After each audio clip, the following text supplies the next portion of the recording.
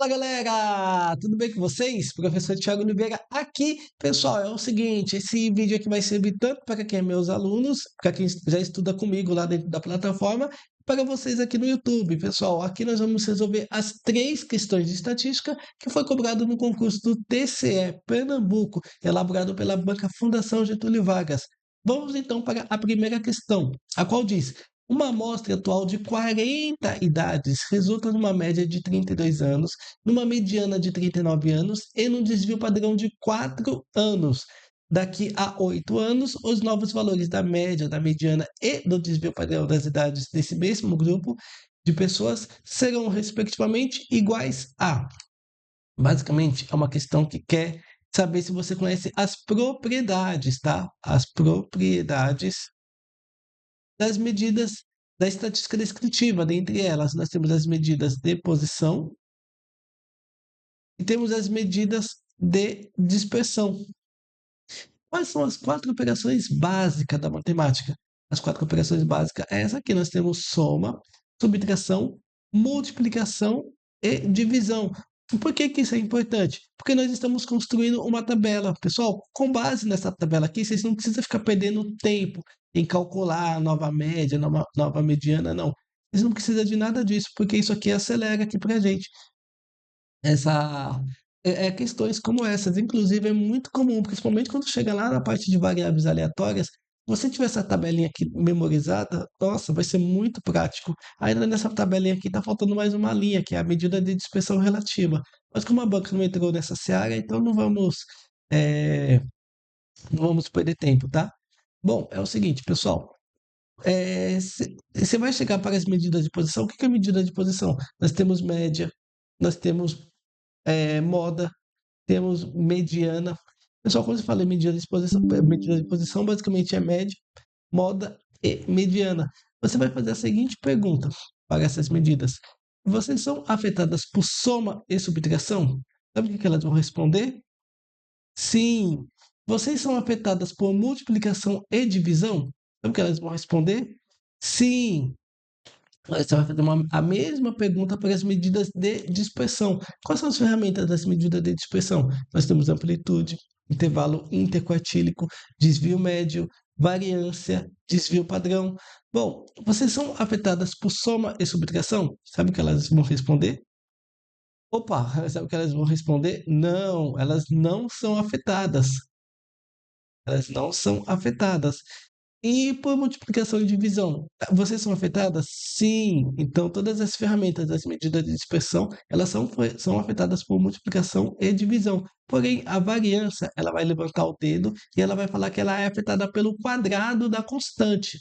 Tá? Então, grave isso. Isso é muito importante. Perfeito. De posse dessas informações, ele trouxe três ferramentas, né? Ele trouxe a média e a mediana. Média e mediana são medidas de posição. Ele também trouxe as medidas de dispersão. Quem são as medidas de dispersão? No caso que ele citou, só foi o desvio padrão. Então, nós só temos o desvio padrão como medida de dispersão. Bom, então, resumindo, ficamos com média, mediana e desvio padrão. Perfeito? Perfeito. Então, a nossa média é igual a 32. A nossa, a nossa mediana é igual a 39. E o nosso desvio padrão é igual a 4. Perfeito. Então, esse aqui é o momento atual. Só que depois ele adicionou uma outra situação daqui 8 anos. O que que é daqui 8 anos? Ou seja, vamos adicionar 8 anos em todas essas ferramentas. Então você vai colocar aqui mais 8 em todas as ferramentas. Bom, a média, vamos começar por esse sinalzinho de mais aqui. A média, ela é afetada por soma? Ó, a gente percebeu que sim, que ela é uma medida de posição. Então nós vamos ficar com 32 mais 8. Isso aqui então vai ser igual a 40. A mediana, ela é afetada por soma e subtração? Sim, ó, ela é afetada por soma, medida de posição. Então, nós vamos ficar com 39 mais 8. Isso aqui vai dar para a gente um total de 47. E o nosso desvio padrão, ele é afetado por soma, nesse caso, mais 8? Ele não é afetado. Então, esse 4 mais 8 Na verdade, não existe, tá? Por quê? Porque ele não é afetado, então você pode riscar ele.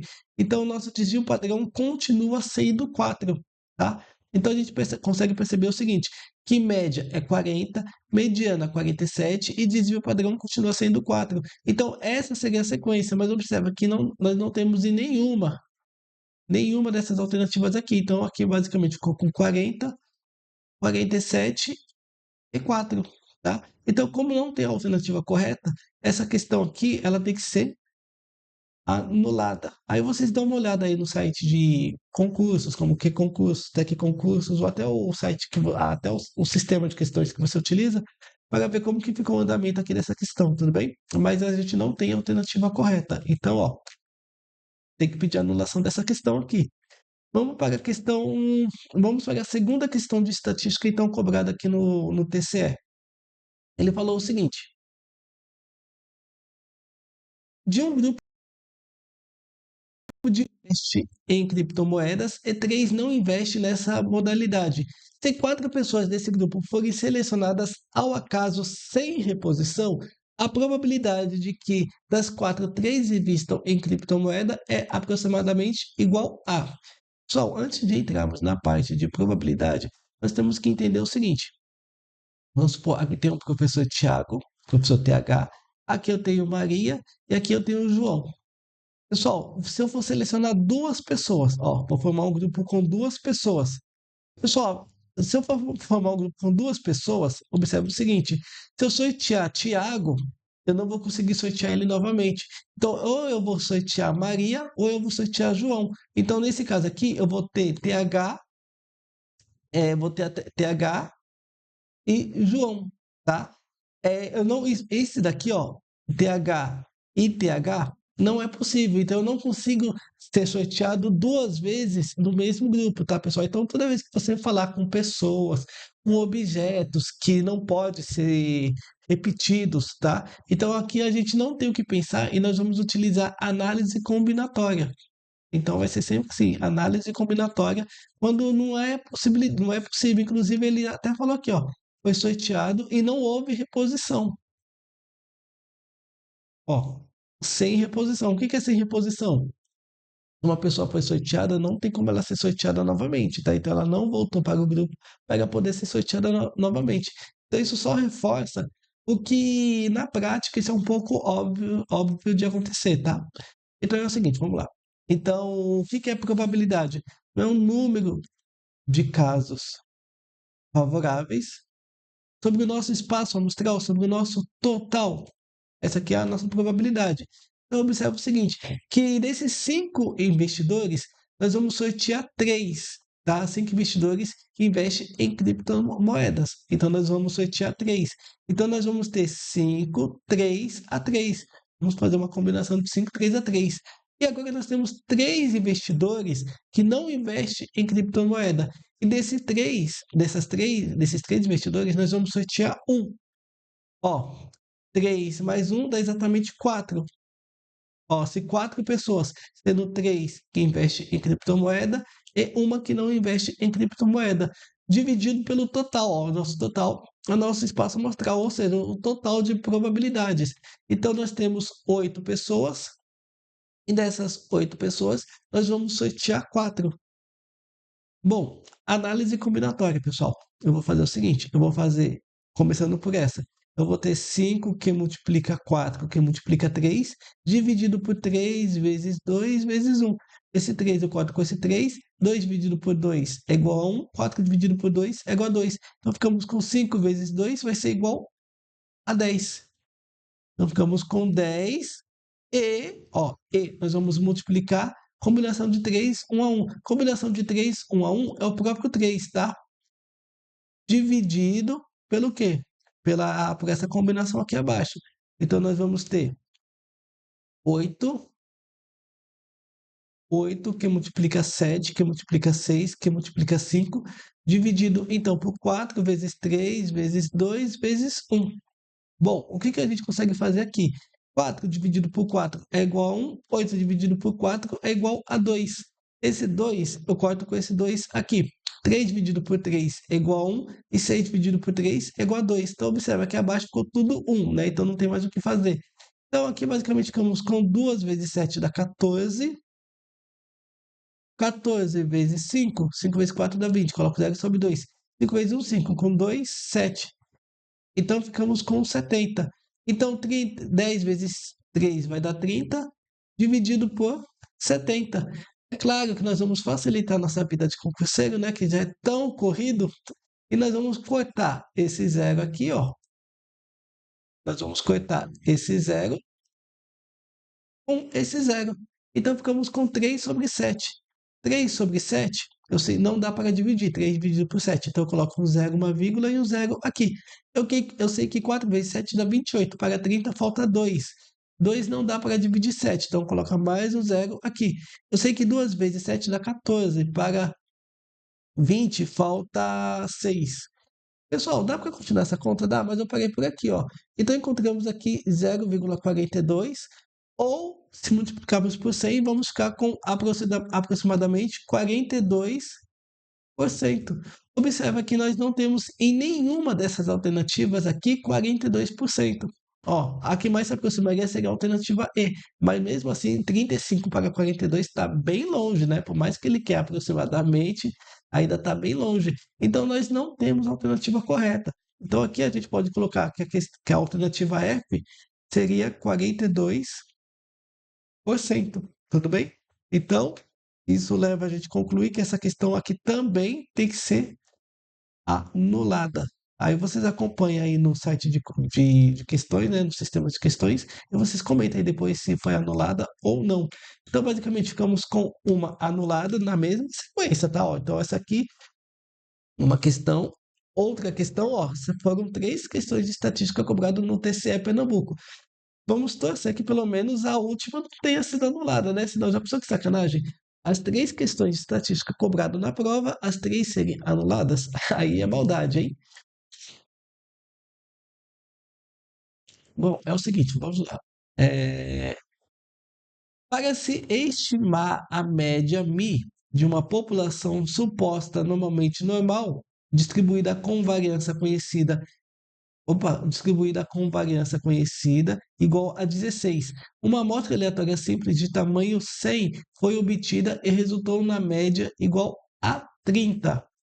Dado que o 97,5 percentil de uma distribuição normal padrão é igual a 1,96, ó que beleza, então a gente nem precisa se matar para pesquisar esse valor aqui na tabela.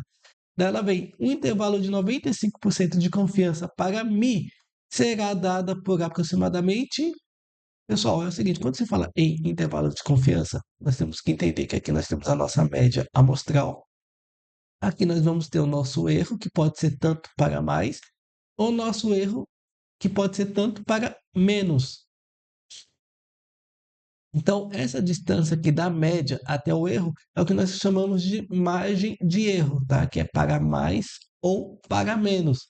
Bom, então qual que é a fórmula do intervalo de confiança? A fórmula do intervalo de confiança é isso aqui. Nós temos média amostral, ó, média amostral, mais ou menos a nossa margem de erro. Nossa margem de erro, então, é dado por Z, que multiplica o nosso desvio padrão, no caso amostral, né? Nosso desvio padrão amostral. O ideal é o desvio padrão populacional, mas como ele é desconhecido, deixa eu ver, com variância. Ah, não, nós temos nosso desvio padrão populacional, sim. Então, desvio padrão populacional sobre raiz da quantidade de elementos. Perfeito. Então, nosso intervalo de confiança vai ser igual à média. A média ele já passou aqui para a gente, é igual a 30. A média é igual a 30, mais ou menos. Então, nossa média aqui sendo 30, né? Mais ou menos a margem de erro. Então, o erro, ele já deu esse valor aqui de 95% de confiança. Vamos utilizar 1,96, conforme ele falou. Graças a Deus, ele já passou aqui para a gente. Que multiplica, então, o nosso desvio padrão. Ele não passou o desvio padrão, mas ele passou a variância. Pessoal, o que é o desvio padrão? Não é a raiz quadrada da variância? Então, se a variância é 16, raiz quadrada de 16 só pode ser quanto? Só pode ser 4. dividido pelo tamanho aqui da amostra, que é igual a 100, dentro de uma raiz quadrada. Então, nosso intervalo de confiança ficou 30 mais ou menos 1,96, que multiplica 4, dividido por raiz quadrada de 100, é igual a 10. Perfeito? Perfeito.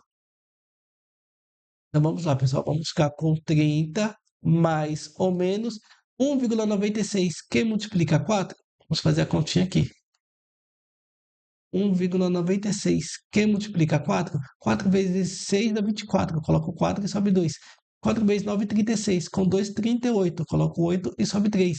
4 vezes 1, 4. Com 3, 7. São duas casas depois da vírgula, da direita para a esquerda, duas casas. Então encontramos 7,84. 7,84 dividido por 10. Pessoal, divisão por 10 é muito fácil. Ó, eu tenho 7,84, não é?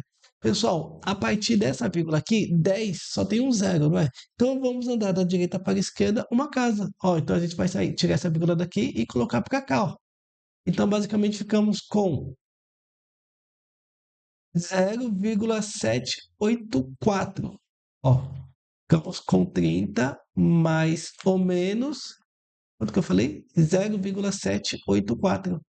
0,784. Então, essa margem de erro aqui ficou 0,784. 0,784. Pessoal, agora você só tem que fazer o seguinte. Você só tem que somar 30 mais 0,784 e 30 menos 0,784. Bom, 30. Uma outra folha aqui, peraí. 30. Opa. 30 mais 0,784, aqui eu vou ficar com 30,784. Pessoal, 30,784. A banca arredondou para 30,8. Então, ó, a gente já sabe que o gabarito dessa questão aqui é a alternativa A. Se você fizer 30 menos 0,784, você vai chegar em aproximadamente 29,2, tá? Então, isso leva a gente a concluir que o gabarito dessa questão ficou a alternativa A. Então, resumindo, pessoal, foram três questões. Essa primeira questão tem que ser anulada. A segunda questão não tem alternativa correta, também tem que ser anulada. E a terceira questão, que é essa aqui sobre intervalo de confiança, essa está redondinha, bonitinha. Gabarito dessa questão, alternativa A. E bom, meus amigos, como eu sempre falo, caso vocês queiram se aperfeiçoar, mas nessa parte de média, moda, mediana, probabilidade envolvendo análise combinatória, intervalo de confianças ou então outros assuntos relacionados à estatística, não deixe de conhecer meus cursos clicando no link aí abaixo. Foi um prazer e nos vemos então nos próximos exercícios. Até mais!